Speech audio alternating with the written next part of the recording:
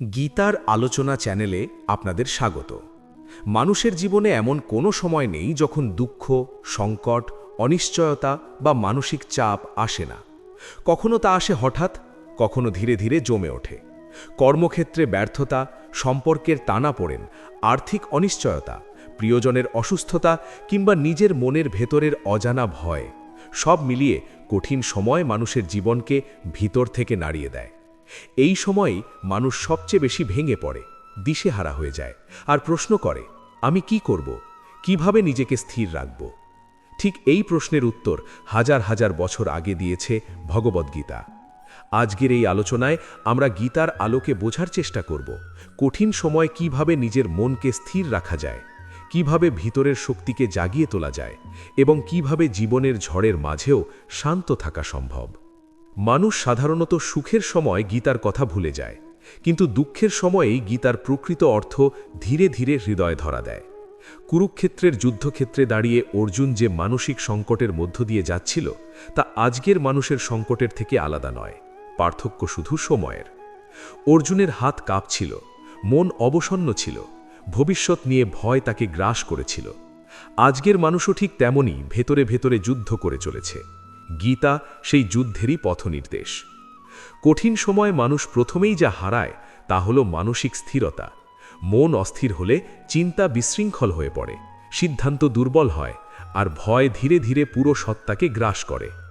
গীতা আমাদের প্রথমেই শেখায়, মনই মানুষের বন্ধু, আবার মনই মানুষের শত্রু। মন যদি নিয়ন্ত্রিত হয় তবে কঠিন সময়ও শিক্ষায় পরিণত হয়, আর মন যদি অস্থির হয় তবে সামান্য সমস্যাও পাহাড় হয়ে দাঁড়ায়। শ্রীকৃষ্ণ তাই বারবার আত্মসংযম, ধৈর্য এবং সচেতনতার কথা বলেছেন। কঠিন সময়ে স্থির থাকার প্রথম শিক্ষা আসে বাস্তবতাকে মেনে নেওয়া থেকে।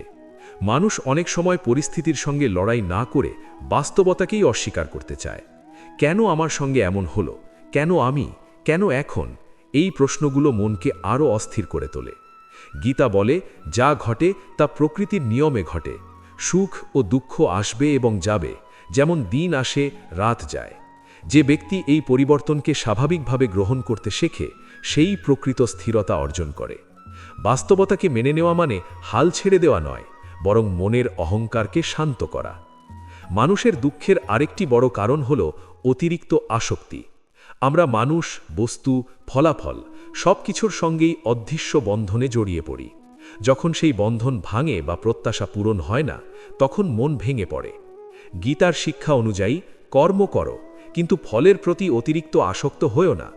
এই শিক্ষা সহজ মনে হলেও বাস্তবে খুব গভীর। কঠিন সময় স্থির থাকার মূল চাবিকাঠি এখানেই লুকিয়ে আছে। ফলের চিন্তা ছেড়ে দিয়ে যদি শুধু নিজের কর্তব্যের ওপর মন স্থির রাখা যায়, তবে মানসিক চাপ অনেকটাই কমে যায়। গীতা আমাদের শেখায়, দুঃখ আসলে বাইরের পরিস্থিতি থেকে নয়, আমাদের মনের প্রতিক্রিয়া থেকেই জন্ম নেয়। একই পরিস্থিতিতে একজন ভেঙে পড়ে আর অন্যজন শক্ত হয়ে ওঠে। পার্থক্যটা হয় দৃষ্টিভঙ্গিতে। যে ব্যক্তি নিজেকে শরীর বা সাময়িক অবস্থার সঙ্গে এক করে দেখে, সে সহজেই ভয় পায়। আর যে ব্যক্তি নিজেকে চিরন্তন আত্মা হিসেবে উপলব্ধি করতে শেখে, তার কাছে দুঃখ ক্ষণস্থায়ী মনে হয়। এই আত্মজ্ঞানই মানুষের ভিতরে এক অদ্ভুত শান্তি এনে দেয়। কঠিন সময়ে মানুষ প্রায়ই ভবিষ্যৎ নিয়ে অতিরিক্ত চিন্তায় ডুবে থাকে। কি হবে, কিভাবে হবে, আমি পারব তো? এই প্রশ্নগুলো ঘুরপাক খেতে থাকে। গীতা আমাদের শেখায় বর্তমান মুহূর্তে বাঁচতে। অতীত চলে গেছে, ভবিষ্যৎ এখনো আসেনি, যা আছে তা হলো বর্তমান। বর্তমান মুহূর্তে নিজের কর্তব্য ঠিকভাবে পালন করাই প্রকৃত সাধনা। যখন মন বর্তমানের কাজে ডুবে যায়, তখন অকারণ ভয় ধীরে ধীরে দুর্বল হয়ে পড়ে। আরেকটি গুরুত্বপূর্ণ শিক্ষা হলো সমতা। সুখ এলে উচ্ছ্বসিত না হওয়া, দুঃখ এলে ভেঙে না পড়া, এই সমভাবই মানসিক স্থিরতার মূল। সমতা মানে অনুভূতিহীন হওয়া নয়, বরং অনুভূতির ওপর নিয়ন্ত্রণ রাখা। গীতা বলে, যে ব্যক্তি প্রশংসা ও নিন্দা, লাভ ও ক্ষতি, জয় ও পরাজয়কে সমভাবে গ্রহণ করতে পারে, সেই সত্যিকারের অর্থে স্থির। এই সমতা একদিনে আসে না, কিন্তু প্রতিদিন একটু একটু করে অনুশীলনের মাধ্যমে অর্জন করা যায়। কঠিন সময় স্থির থাকতে হলে নিজের ভিতরের শক্তির উপর ভরসা রাখতে হয়। গীতা আমাদের আত্মবিশ্বাস শেখায়। আত্মা অমর, অবিনশ্বর, এই উপলব্ধি মানুষের ভয়কে অনেকটাই কমিয়ে দেয়। শরীর কষ্ট পেতে পারে, পরিস্থিতি কঠিন হতে পারে, কিন্তু আত্মা অক্ষত থাকে। এই ভাবনাই মানুষকে ভিতর থেকে শক্ত করে তোলে। যখন মানুষ বুঝতে শেখে যে সে পরিস্থিতির চেয়ে বড়, তখন পরিস্থিতি আর তাকে সহজে ভাঙতে পারে না। গীতার আরেকটি গভীর শিক্ষা হল ঈশ্বরের প্রতি সমর্পণ। সমর্পণ মানে নিষ্ক্রিয়তা নয়, বরং নিজের অহংকার ও অতিরিক্ত নিয়ন্ত্রণের প্রবণতা ছেড়ে দেওয়া। কঠিন সময়ে মানুষ সবকিছু নিজের হাতে রাখতে চায়, আর যখন তা সম্ভব হয় না তখন ভেঙে পড়ে। কিন্তু যখন মানুষ নিজের সর্বোচ্চ চেষ্টা করার পর ফল ঈশ্বরের ওপর ছেড়ে দেয়, তখন মনে এক অদ্ভুত হালকা ভাব আসে। এই হালকা ভাবই মানসিক স্থিরতা জন্ম দেয়। কঠিন সময়ে স্থির থাকতে হলে ধৈর্য অত্যন্ত জরুরি। ধৈর্য মানে কষ্ট সহ্য করা নয়, বরং সময়কে সুযোগ দেওয়া। অনেক সমস্যার সমাধান সময়ের সঙ্গে সঙ্গে নিজেই স্পষ্ট হয়ে ওঠে। গীতা আমাদের শেখায়, তাড়াহুড়ো করে নেওয়া সিদ্ধান্ত অনেক সময় পরিস্থিতিকে আরও জটিল করে তোলে। শান্ত মনে স্থির বুদ্ধিতে নেওয়া সিদ্ধান্তই দীর্ঘমেয়াদে কল্যাণ বয়ে আনে। মানুষ যখন দুঃখে থাকে তখন তার দৃষ্টি সংকীর্ণ হয়ে যায়। সে শুধু নিজের কষ্টই দেখতে পায়। গীতা আমাদের দৃষ্টি প্রসারিত করতে শেখায়। বৃহত্তর চিত্র দেখার ক্ষমতা দিলে ছোট ছোট সমস্যা আর অতটা ভয়ঙ্কর মনে হয় না। জীবন একটি দীর্ঘ যাত্রা, আর কঠিন সময় সেই যাত্রারই একটি অধ্যায় মাত্র। এই উপলব্ধি মানুষকে ভিতর থেকে শান্ত করে। মানুষ প্রায়ই ভাবে স্থির থাকা মানে কিছু না করা, সব মেনে নেওয়া। কিন্তু গীতার দৃষ্টিতে স্থিরতা মানে নিষ্ক্রিয়তা নয়, বরং সচেতন কর্ম। শ্রীকৃষ্ণ অর্জুনকে বসে থাকতে বলেননি, বরং যুদ্ধক্ষেত্রেই দাঁড়িয়ে নিজের কর্তব্য পালনের কথা বলেছেন। কঠিন সময়ে স্থির থাকা মানে নিজের দায়িত্ব থেকে পালিয়ে যাওয়া নয়, বরং ভয় সত্ত্বেও দায়িত্ব পালন করা। এই সাহসী ধীরে ধীরে ভিতরের অস্থিরতাকে শান্ত করে। কঠিন সময়ে মানুষ অনেক সময় নিজেকে একা মনে করে, মনে হয় কেউ বুঝছে না, কেউ পাশে নেই। গীতা এখানে এক গভীর সত্যের কথা বলে, মানুষ কখনোই সত্যিকারে একা নয়। তার সঙ্গে আছে তার কর্ম, তার বুদ্ধি এবং সেই চিরন্তন শক্তি যা প্রতিটি প্রাণের ভিতরে বিরাজমান। এই বিশ্বাস মানুষকে ভিতর থেকে শক্ত করে তোলে। যখন বাহ্যিক সমর্থন কমে যায়, তখন ভিতরের আশ্রয়ই সবচেয়ে বড় ভরসা হয়ে ওঠে। মানুষের অস্থিরতার আরেকটি বড় কারণ হল তুলনা। অন্যের জীবনের সঙ্গে নিজের জীবন তুলনা করে মানুষ আরও হতাশ হয়। কেউ ভালো আছে, কেউ সফল, কেউ সুখে আছে। এই ভাবনাগুলো মনকে বিষিয়ে তোলে। গীতা শেখায় প্রত্যেক মানুষের যাত্রা আলাদা। কারো পথের সঙ্গে নিজের পথ তুলনা করা অর্থহীন। নিজের কর্ম, নিজের পরিস্থিতি, নিজের দায়িত্ব, এই তিনটির ওপর মন স্থির রাখতে পারলে অস্থিরতা অনেকটাই কমে যায়। কঠিন সময়ে স্থির থাকার জন্য আত্মসংযম খুব জরুরি। মন যখন অশান্ত হয়, তখন ইন্দ্রিয়গুলো আরও বেশি ছুটে বেড়াতে চায়। বেশি কথা বলা, বেশি অভিযোগ করা, বেশি ভোগে ডুবে যাওয়া। এগুলো সাময়িক স্বস্তি দিলেও দীর্ঘমেয়াদে মনকে আরও দুর্বল করে দেয়।